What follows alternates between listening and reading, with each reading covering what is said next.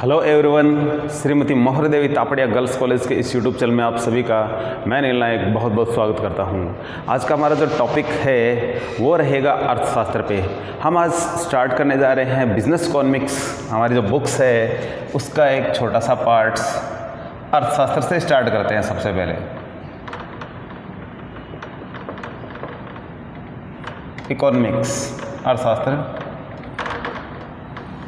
क्या है। अर्थशास्त्र तो अर्थशास्त्र के बारे में आपने बहुत सारी चीज़ें शायद सुनी होगी, पढ़ी होगी, आपने लास्ट क्लासों में भी पढ़ा होगा। अर्थशास्त्र क्या है, तो इसी टॉपिक से स्टार्ट करने वाले हम। What is an economics, what is an economics, अर्थशास्त्र क्या है।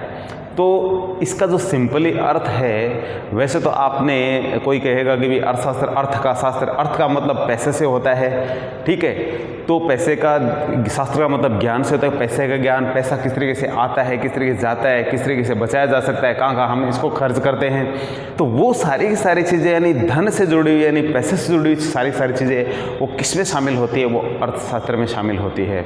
लेकिन इसका एक सिंपली इसकी जो एक डेफिनेशन के रूप में यदि बात करी जाए तो वो है how to get maximum satisfaction by the limited resources.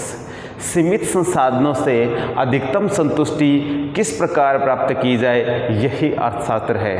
तो इसकी ये डेफिनेशन आपको याद करनी चाहिए, थोड़ा समझना चाहिए इसको कि सीमित संसाधनों से अधिकतम संतुष्टि किस प्रकार प्राप्त करें। तो संसाधन की बात कर ले तो ये सीमित है, ये संसाधन क्या है। सबसे पहले तो हम इसके बारे में बात कर लेते हैं। रिसोर्सेज,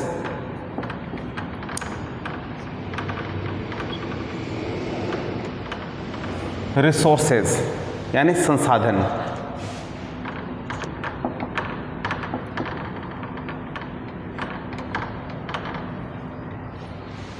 अब संसाधन के बारे में बात करें तो सीधी सी बात आती है, सबसे पहले हम नेचुरल जो रिसोर्सेस है, ठीक है, प्राकृतिक संसाधन है, उधर ही ध्यान देते हैं। लेकिन थोड़ा सा इसको थोड़ा हम अपनी अर्थव्यवस्था की दृष्टि से देखें या हम एक व्यक्ति की दृष्टि से देखें तो एक व्यक्ति के आधार पे क्या उसके लिए संसाधन हो सकते हैं और पूरी दुनिया के लिए ये जो संसाधन है वो क्या हो सकते हैं। तो हम इसको दो भागों में बांट सकते हैं। तो ए सिंगल पर्सन, तो सबसे पहले ए है ए पर्सन और दूसरा है होल वर्ल्ड, पूरी दुनिया, ठीक है। तो एक पर्सन के लिए, एक व्यक्ति के लिए उसकी सैलरी को हम क्या मान रहे हैं, संसाधन मान रहे हैं। उसकी आय, और पूरी दुनिया के लिए नेचुरल रिसोर्सेस यानी प्राकृतिक संसाधन।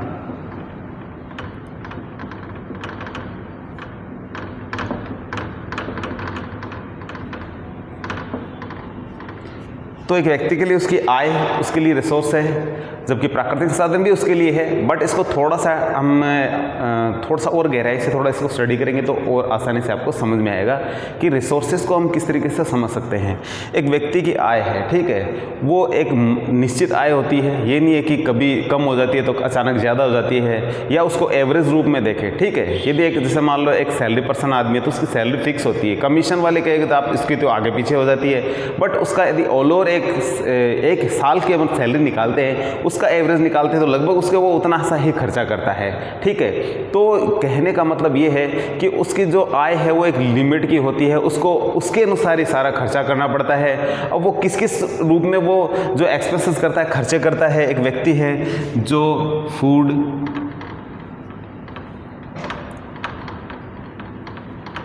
एजुकेशन यानी खाने में, शिक्षा में, मोबाइल्स बिल,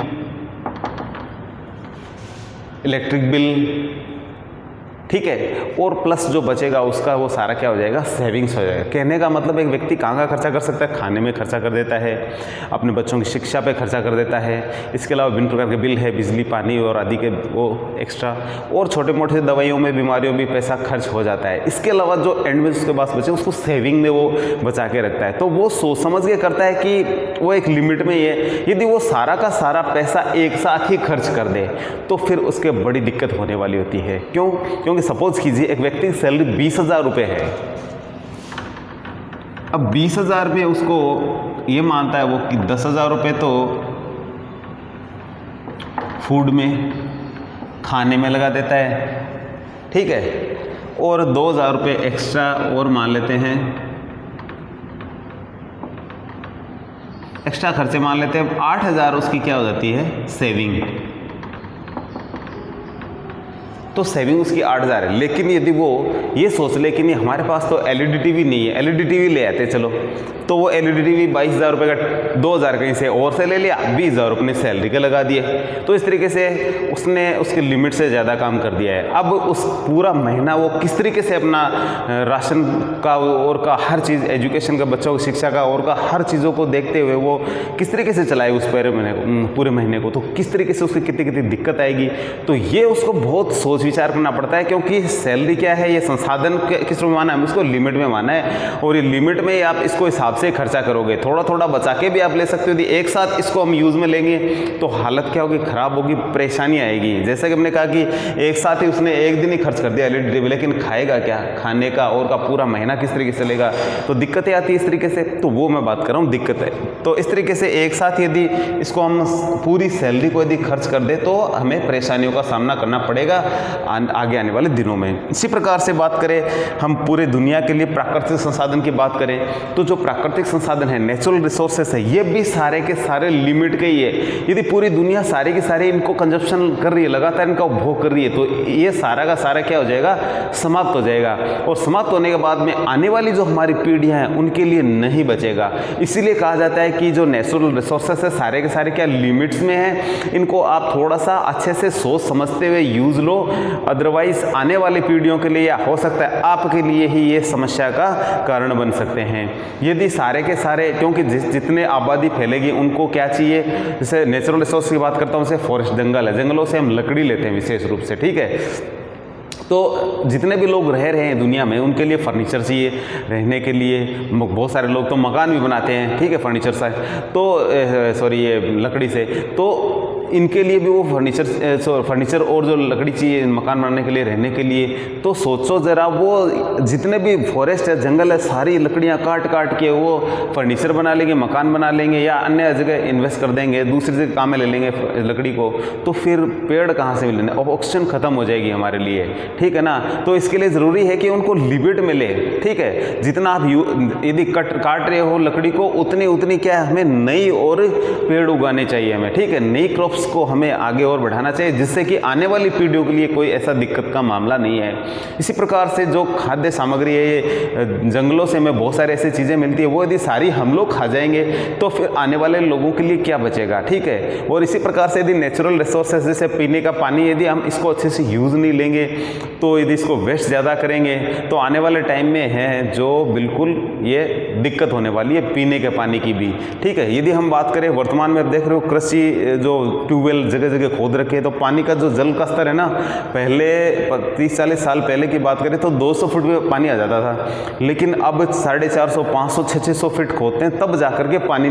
तो कहने मतलब जल का जो लेवल है, ठीक है, वाटर लेवल, वो लगातार नीचे और गहराई की ओर जा रहा है। तो इसलिए और ज़्यादा डीप होगा तो फिर दिक्कतें आएंगी, ठीक है। और इस तरीके से भूजल का जो स्तर गिर जाएगा तो फिर आप जान सकते हो कि नीचे और कितना जाओगे, समुद्र आ जाएगा, नीचे ज़्यादा खोदोगे तो पीने का पानी खत्म हो जाएगा हमारे लिए। तो इसलिए ज़रूरी है कि उसका एक लिमिट में प्रयोग करें। यदि लिमिट में प्रयोग करोगे तो प्रकृति भी आपका साथ देती है, हर तरीके से आपको सुख सुविधाएं मिलेगी। ठीक है, इसके अलावा और हम बात करें प्राकृतिक संसाधनों की, तो हमें जंगलों से बहुत सारे दवाइयाँ मिलती है, और तो एक साथ उसको यूज़ ले लेंगे तो सारी क्या है, फिर वो नुकसानदायक है। तो इसलिए उनको नई और बढ़ाने का भी प्रयास करना चाहिए। तो इसलिए ये कहा जाता है कि प्राकृतिक संसाधन क्योंकि ये एक बात हम सोचते हैं कि हम जिधर भी मुँह उठा के देखते हैं ना, वो सभी कुछ प्राकृतिक संसाधनों का ही हमें दिया हुआ है। ठीक है, तो वो किस तरीके से दिया हुआ है, जैसे हम देख रहे हैं कि हम जैसे जहाँ हम खड़े हैं वहाँ बिल्डिंग में खड़े हैं, तो बिल्डिंग किसकी है, प्राकृतिक संसाधनों से बनी है। पत्थर हमें प्रकृति ने दिए हैं, हमने ईंटें बनाई है, सपोज करो तो ईंटें मिट्टी को गर्म करके हमने बनाए, तो थी तो मिट्टी प्राकृतिक ही। इसी प्रकार से हम सीमेंट का निर्माण किया, तो जिप्सम और पत्थर को पीस के एक निश्चित तापमान पर मिलाते तो सीमेंट बन जाता है। तो इसी तरीके से कहना मतलब वो सारी चीज़ें जो हमें मिली है सब प्रकृति से मिली हुई है। हम लकड़ी की चीज़ें देख रहे हैं वो सब प्रकृति देती है, आयरन लोहा जितनी भी चीज़ें देख रहे हैं वो सब प्रकृति, जमीन से निकलता है सारा। तो कहने का मतलब हम जो भी चीज़ देख रहे हैं जिधर भी मुंह उठा के, वो सब कुछ किसका है, 99.99 प्रकृति की देन है। ठीक है, हमने केवल उनका रूप परिवर्तन किया हुआ है और कुछ नहीं है। ठीक है, जैसे कि प्लास्टिक की बात करें तो फर्नीचर हमारे सामने पड़ा होता है, ठीक है, प्लास्टिक का, लेकिन आप कहोगे ये तो हमने बनाया है, लेकिन हमने नहीं बनाया, वो प्रकृति से हमें प्लास्टिक के रूप में कुछ चीज़ें मिली, ऐसा पदार्थ मिला, हमने रूप परिवर्तन करके टेबल फर्नीचर कुर्सियाँ वगैरह बनवा ली है उनकी। ठीक है, तो इस तरीके से कहने का मतलब जो कुछ भी सब कुछ दिया हुआ किसका है, प्रकृति का ही दिया हुआ है। तो इसलिए जो प्राकृतिक संसाधन है, नेचुरल रिसोर्सेस है, उनको हमें एक लिमिट्स में यूज़ लेना चाहिए। यदि लिमिट्स में यदि यूज़ नहीं लोगे तो आने वाली पीढ़ियों के लिए बहुत ही ये समस्या का कारण बनने वाला है। तो इसलिए ये कहा जाता है कि सीमित संसाधनों से अधिकतम संतुष्टि किस प्रकार प्राप्त की जाए, यही अर्थशास्त्र है। तो अर्थशास्त्र क्या समझते हैं, सीमित संसाधन। अब हमने दोनों के बारे में बात कर ली है। ठीक है, कौन कौन से सीमित संसाधन, ये ठीक है, एक व्यक्ति और प्राकृतिक संसाधन, वैसे प्राकृतिक संसाधन ही होता है। ठीक है, इसके अंदर सभी कुछ आ जाता है, तो दोनों के लिए। ठीक है, तो इनको यदि आप सही तरीके से, मैंने दोबारा से इसका मैं अर्थ बताता हूं आपको कि सीमित संसाधनों से अधिकतम संतुष्टि किस प्रकार प्राप्त की जाए, यही अर्थशास्त्र है। How to get maximum satisfaction by the limited resources. अब वो लिमिटेड रिसोर्सेज क्या थे, ये थे, इनको आप सही तरीके से यूज़ नहीं लोगे तो परेशानी का कारण बनेगा, ये समस्या का एक आने वाली जटिल समस्या का एक कारण बन जाएगा। इसलिए इसकी जो डेफिनेशन यही है कि जो हमारे संसाधन है वो सीमित है, उनको सही तरीके से प्रयोग करिए, यही अर्थशास्त्र है। तो अर्थशास्त्र का मतलब यही है कि सीमित संसाधनों से अधिकतम संतुष्टि किस प्रकार प्राप्त की जाए, यही अर्थशास्त्र का सार है। ठीक है, हमने इनके बारे में पढ़ा कि साधन क्या है और है। ठीक है, तो आप समझ गए होंगे शायद कि अर्थशास्त्र क्या है, बेसिक इसका क्या है। अब इसके चलते हैं सब्जेक्ट मटेरियल पे। तो सब्जेक्ट मटेरियल पे चलें तो इसकी विषय सामग्री,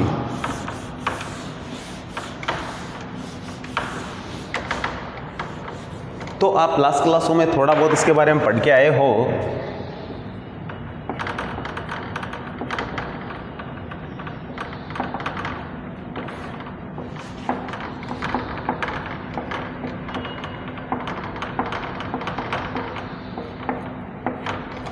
सबसे पहला इसका जो टॉपिक आता है वो होता है कंजप्शन।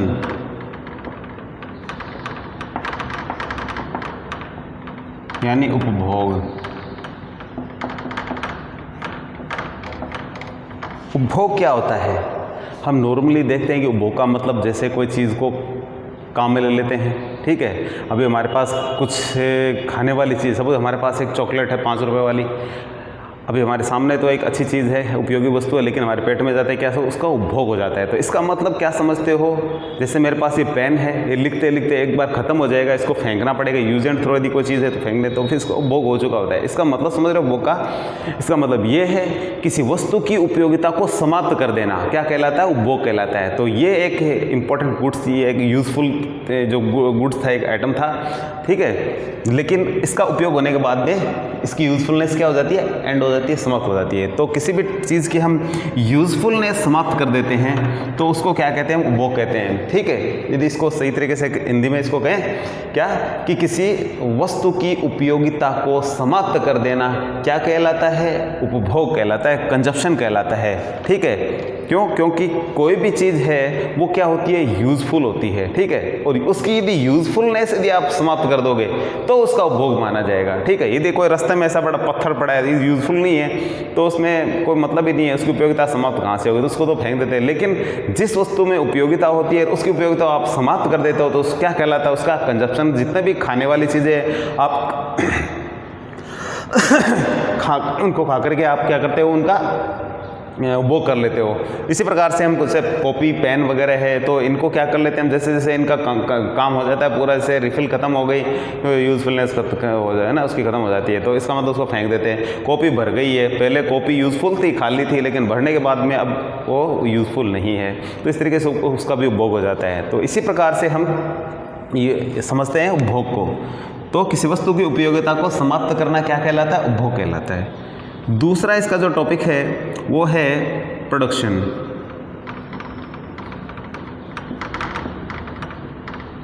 इसको कहते हैं हम उत्पादन। उत्पादन की यदि बात करें तो आप समझते हो कि भी खेतों में प्रोडक्शन करते हैं, जगह जगह उत्पादन करते हैं, वही उत्पादन होता है फैक्ट्रियों कंपनियों में जो चीज़ें तैयार की जाती है। नॉर्मली इसका अर्थ वही है, उसी से जुड़ा हुआ है, लेकिन अर्थशास्त्र में थोड़ी सी डेफिनेशन मामूली सी चेंज हो जाती है। इसका मतलब ये होता है उपयोगिताओं का सृजन करना, ठीक है। यूज़फुल थिंग्स है, जो आइटम है उनको क्रिएट करना, ठीक है, उनका निर्माण करना क्या कहलाता है, उत्पादन कहलाता है, प्रोडक्शन कहलाता है। क्यों? क्योंकि प्रत्येक जो चीज़ है वो यूज़फुल होती है, उसका आप क्या करोगे, प्रोडक्शन करोगे, ठीक है, तो क्या कहेंगे, उसको उत्पादन कहेंगे। तो उपयोगिताओं का सृजन या निर्माण करना, ठीक है। हमने वस्तुओं का नाम नहीं लिया, वस्तुओं क्या कह दिया, वो उपयोगी चीज़ है, ठीक है। तो इसीलिए क्या है, उपयोगी चीज़ है होने के कारण हम क्या करें, उसको उपयोगिताओं का सृजन या निर्माण करना उत्पादन कहलाता है। तो ये इसका मतलब हो गया। तीसरा जो हमारा टॉपिक है वो होता है एक्सचेंज। एक्सचेंज यानी विनिमय। तो विनिमय का आप मतलब समझते हैं, सिंपल सा ही है, लेन देन करना। विनिमय का मतलब आदान प्रदान करना, लेन देन करना। तो एक्सचेंज में क्या होता है, जो गुड्स है, इंपॉर्टेंट गुड्स है, वो हमारे पास पहुंचती है, ठीक है। तो विनिमय एक साधन है जिसके माध्यम से जो विभिन्न प्रकार की जो यूटिलिटी है, जो उपयोगिताएं हैं, जिनको हम वस्तु के रूप में समझते हैं, तो विभिन्न प्रकार की वस्तुओं का हम क्या करते हैं, लेन देन करते हैं। तो वस्तुएं क्या है, इसके माध्यम से हमारे पास पहुँचती है। तो ये हम कह सकते हैं एक्सचेंज का मतलब लेन देन से होता है, और इसी के माध्यम से हमारे पास जो उपयोगिताएं हैं या वस्तुएं हमारे पास आती है, ठीक है। तो ये इसका सिंपली इसका ये अर्थ हुआ। चौथे नंबर पे बात करें तो कहते हैं डिस्ट्रीब्यूशन।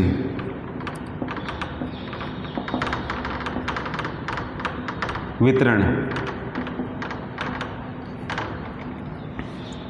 तो वितरण के बारे में बात करें तो ये क्या होता है भाई, डिस्ट्रीब्यूशन क्या होता है। तो नॉर्मली इसका सिंपली अर्थ तो ये होता है कि बांटना। डिस्ट्रीब्यूशन का मतलब बांटना होता है, बट हम इसका अर्थ थोड़ा सा अर्थशास्त्र में अलग लेते हैं। क्या बांटे, किसको बांटे।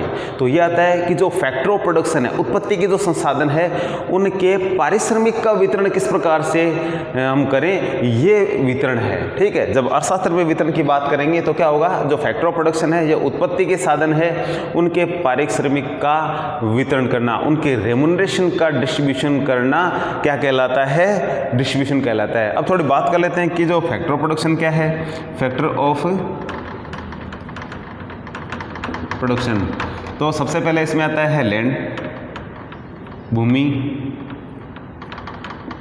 कैपिटल पूंजी, लेबर और लास्ट में नाम लेते हैं इसका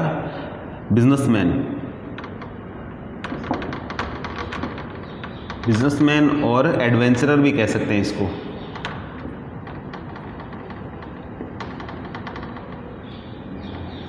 एडवेंचरर्स यानी व्यवसायी। नॉर्मली हमने 4 नाम लिखे हैं, एक संगठन भी होता है उसको भी लेते हैं, लेकिन वो इसमें शामिल नहीं करते हैं। तो इसमें भूमि, पूंजी, श्रम और साहस, ठीक है। भूमि, पूंजी, श्रम और साहस। साहस का मतलब साहसी या बिजनेसमैन या व्यापारी से होता है, और हम संगठन को भी शामिल करते हैं लेकिन लिखते नहीं। अर्थशास्त्री कहते हैं ये 4 ही है मुख्य, तो हम इन्हीं 4 को मान लेते हैं, ठीक है। तो संगठन मैंने लिखा ही नहीं है, बाकी संगठन भी इसमें शामिल होता है। तो भूमि, पूंजी, श्रम और साहसी उत्पत्ति के संसाधन है, इनको इनके काम के बदले क्या मिलता है, उसका डिस्ट्रीब्यूशन किस तरीके से करें, यही वितरण है, ठीक है। अब थोड़ी बात आ गई इसके बारे में, तो बताते हैं कि इनको इनके काम के बदले क्या मिलता है। तो भूमि का जो पारिश्रमिक होता है, ठीक है, इनको इनके काम के बदले क्या, भूमि का मतलब भूमि के मालिक को वो मिलता है लगान लगान या किराया। ठीक है, आगे डिस्कस करेंगे इन टॉपिक पे क्या होता है, क्योंकि इन पे सब पे चैप्टर बने हुए बड़े बड़े। पूंजी का होता है ब्याज, इंटरेस्ट। ठीक है, श्रम को मिलती है मजदूरी या वेतन, इसके भी बड़े बड़े चैप्टर है, सभी पे बारी बारी डिस्कस करेंगे। और एडवेंचरर या बिजनेसमैन को, साहसी को मिलता है लाभ। ठीक है, तो इस तरीके से इनको इनके काम के बदले ये रेम्युनरेशन मिलता है, पारिश्रमिक मिलता है। और पांचवा होता है राजस्व, जिसको बोलते हैं गवर्नमेंट इनकम।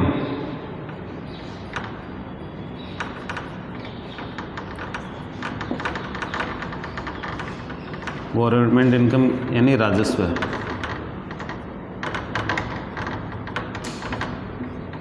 सरकार की आय।